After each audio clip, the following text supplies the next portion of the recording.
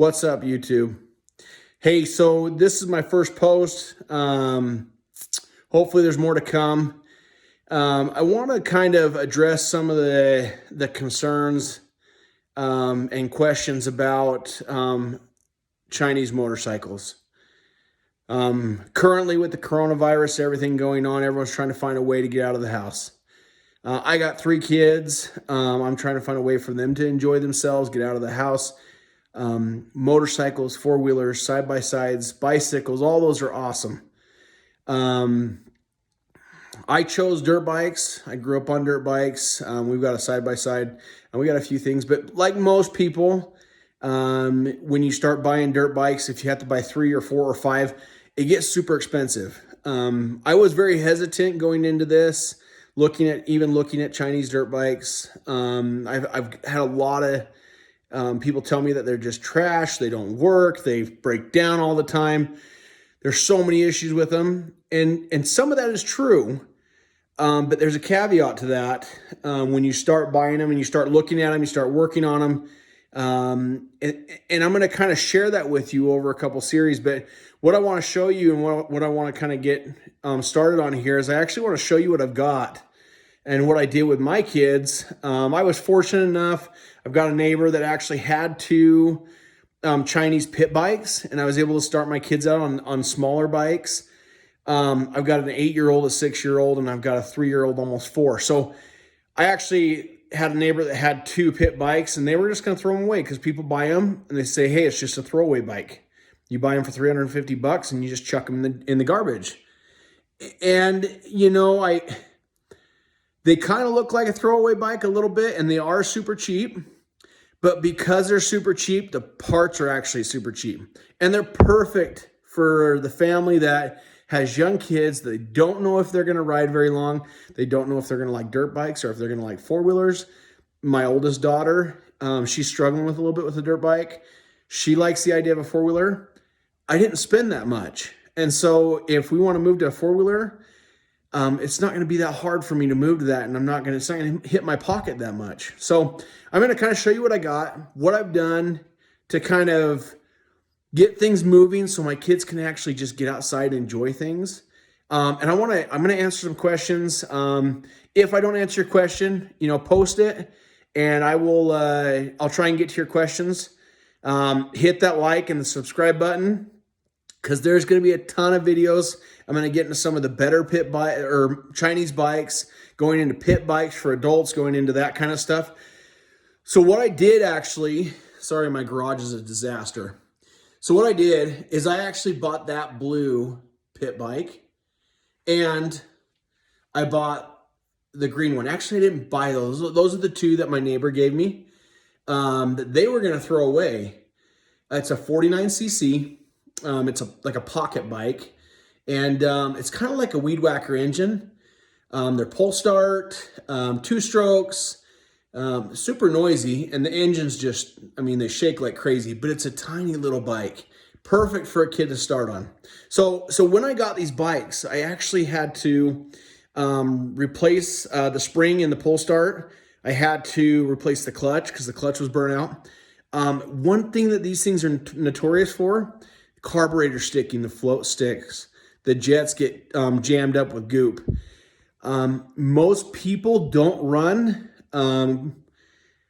higher quality gas on these. Some people have told me you can't run higher quality gas. I run ethanol free 88 in everything that I run. So all the way down to my weed whacker, I run ethanol free 88. I haven't had any issues. In fact, everything runs a little bit cleaner for me. And then I've taught my kids to shut gas off every time that they're done riding. But so I got started on these smaller bikes. Like I said, I changed the clutches, which the clutch was like $11, I think. I changed the clutch on both of them. The spring on the pull start, the pulley itself, that was like, I think $5.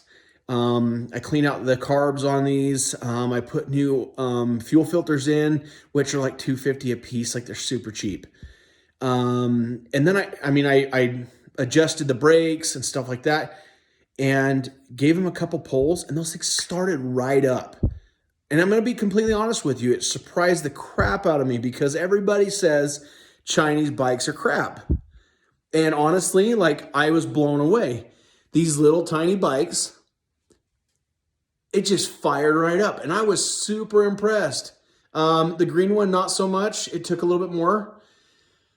But I'll tell you what, since I replaced those, my kids have ridden the crap out of these bikes and they are still running. I would recommend buying better tires, not better tires, but better inner tubes for the tires. They're kind of an off size.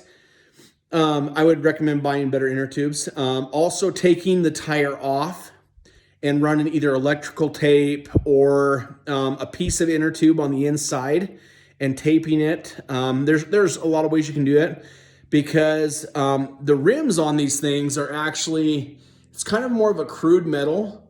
And so there's a lot of burrs on the inside.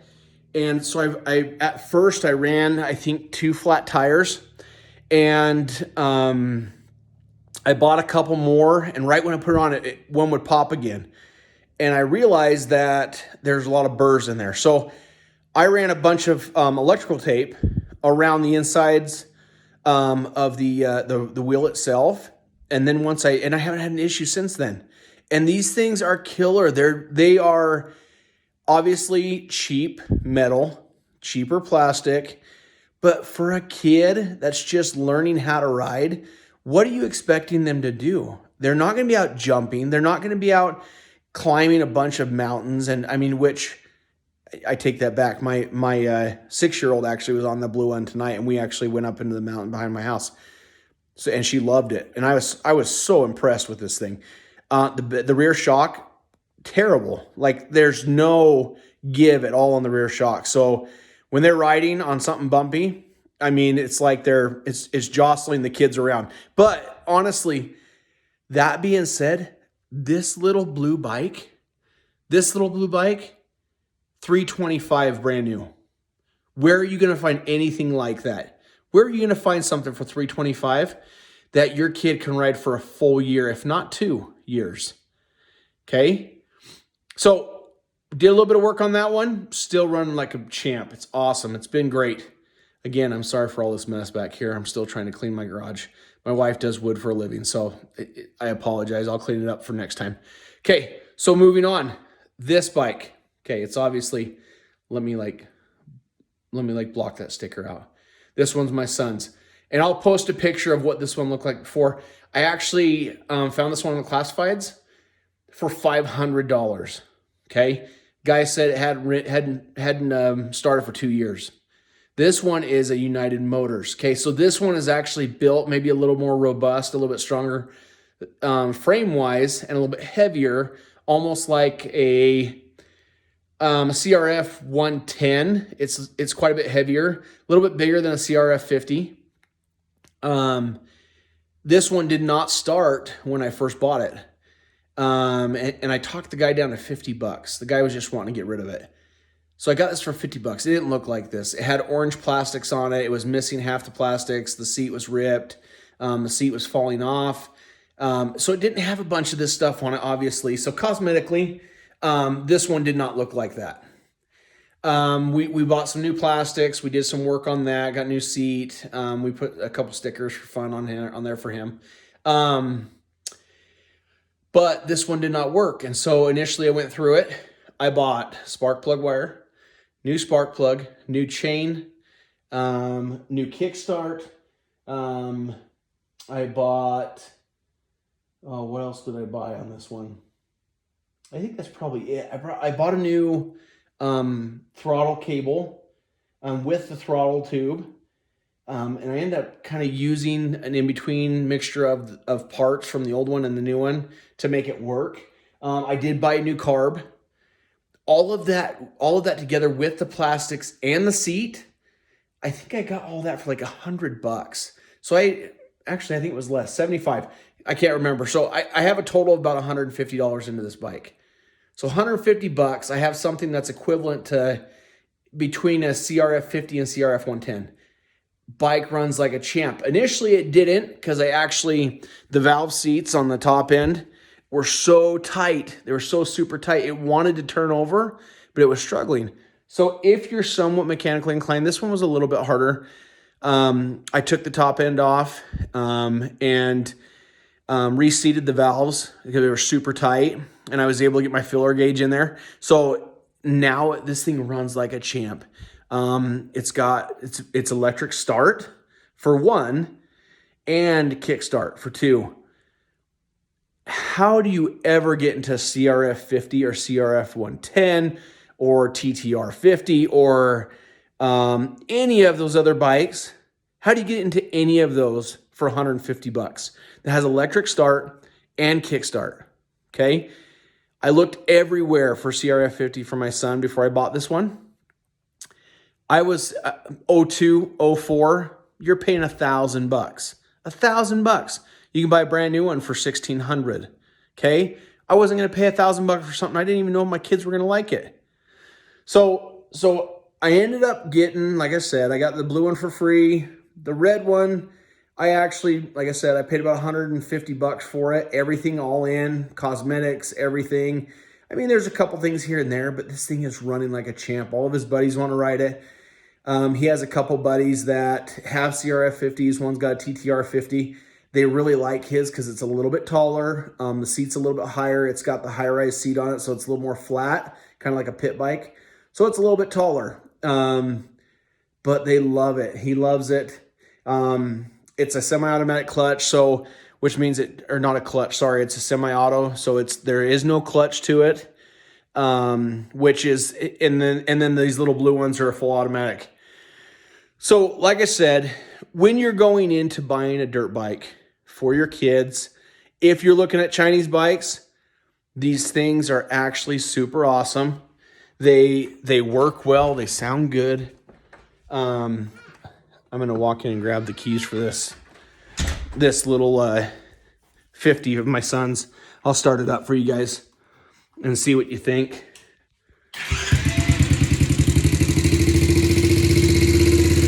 I mean, beautiful bike. Runs great. Starts right up. I mean, it's just been done wonders, right? So there's nothing wrong with buying a Chinese bike. These things fire right up.